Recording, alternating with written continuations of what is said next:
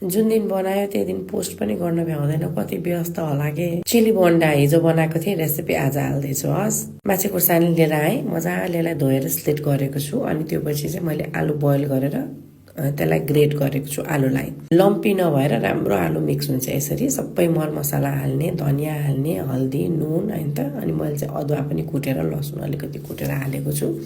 अनि क्या जिरा धनियाँको धुलो हालेर मिक्स गर्ने। त्यो पछि हामीले खुर्सानीमा यसरी भर्ने।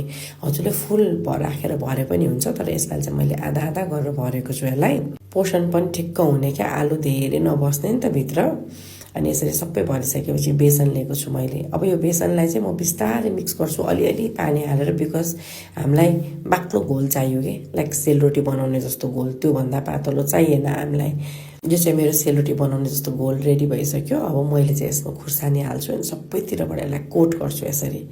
अनि ठ्याक्क मिडियम हिटको तेलमा हालेर यसलाई यसरी फ्राई गर्छु, गोल्डन ब्राउन हुन्जेलसम्म दुईतिरै। बजारबाट किनेर होइन, घरमा पनि चिली बोन्डा बनाएर चाहिँ मजाले खान मिल्छ कि, ट्राई गर्नु।